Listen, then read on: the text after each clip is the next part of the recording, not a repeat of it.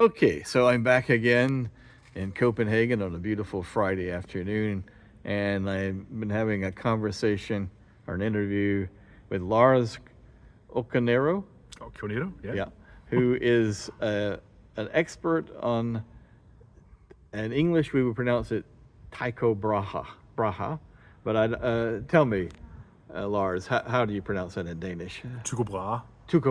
Tycho Brahe, and you are from the museum Kroppedal Museum. outside of Copenhagen. Yes. Okay, and you've been studying Brahe for quite some time. I have, yes. And Brahe was, you just said that he was probably the world's first proto-modern or proto-contemporary astronomer from Yes. the 16th century. Yes. He came after Copernicus, but was very meticulous in the way he made his measurements, even before the telescope, even before the spyglasses that the Tuscans used, as you mentioned, in Italy, and and a half century before Galileo used the telescope. So tell us, tell us why Brahe is important to astronomy today. Well, Brahe was one of the first to do precise, accurate measurements of the sky in a very systematic way, and basically was one of the first people to start astronomy as the science we know today in this way. Also, he's very important because he designed a lot of instruments that were later adopted with the telescope to make even more precise measurements, and he has a lot of students that went on to become masters of other students that gave a legacy and basically gave us a lot of the knowledge we have today and became some of the great scientists of the world. Kepler was one of his students, and Kepler was the one who basically gave us the laws of celestial motion, and the one Newton used. So Tycho Brahe is very important for a lot of measurements and things he did, and then of course also for the discovery of the supernovae, which made him doubt whether the sky was unchangeable, and then started to giving some cracks in the old world view, old cosmology of the medieval period in Europe. But he did not recognize it, obviously, as a supernova. No. That came, you say, a century and a half later. It's known as SN 1572, I think. Yes. Okay, in Cassiopeia. In Cassiopeia, yes. Yeah, and He saw it as a new star. as a new star. But at the time, the church kind of controlled everything to do with astronomy. They were interested, the Catholic Church was interested in astronomy for coming up with a precise date for Easter. Is that right? That was one of the reasons why the church was very interested in astronomy, yes. They basically used astronomy to calculate when Easter would fall, and also generally to make calendar systems and predict things. Also, astronomy and astrology were very interlinked, so astronomy was also very important to do astrological premonitions of different kinds. But he was also an alchemist. There was a news flap just last week about, earlier this week, about Brahe's metallurgical capabilities, that he perhaps was further along than we realize. How did the metallurgy contribute to his ability to fashion his instruments, or did it?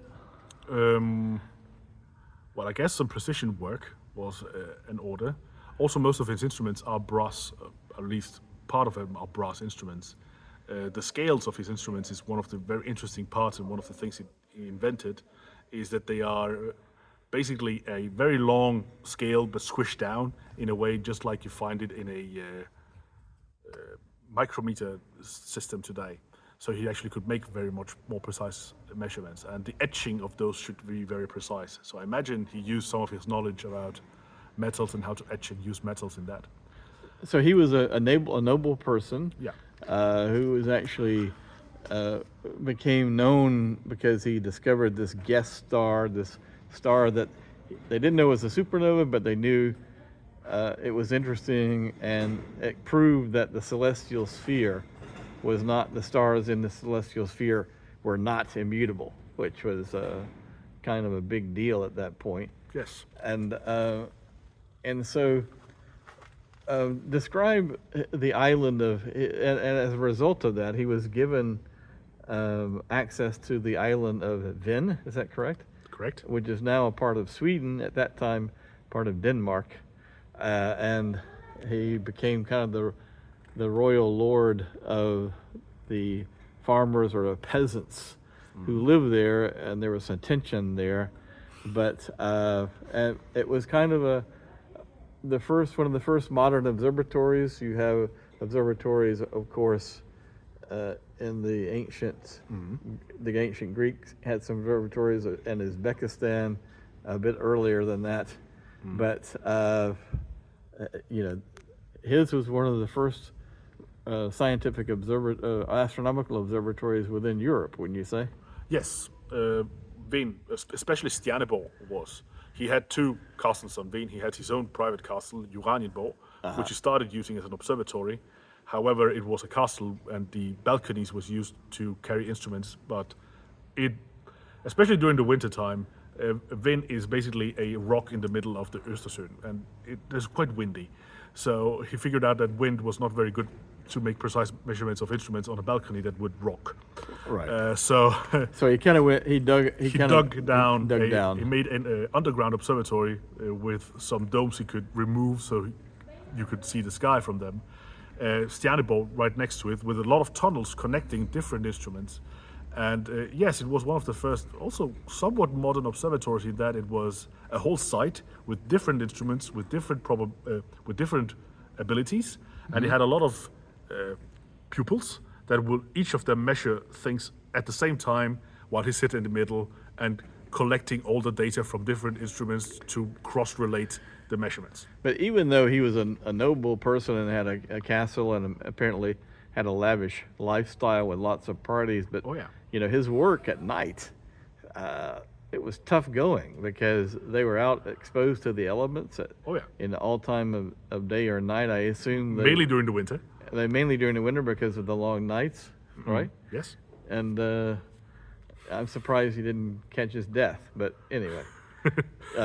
He kept himself warm. He was in the middle of the system in a chamber underground where he collected the data while his pupils were out in the cold actually doing the measurements. So if you had to, if there are two things. One, if you had to, what's the most important, his legacy? Yeah. In a sentence, what is the most important thing about his legacy? And personally, as an historian of science, what puzzles you most? Well, his most important legacy is probably the search for precision and the acknowledgement that precise, systematic measurements are needed when you try to figure out how the heaven works.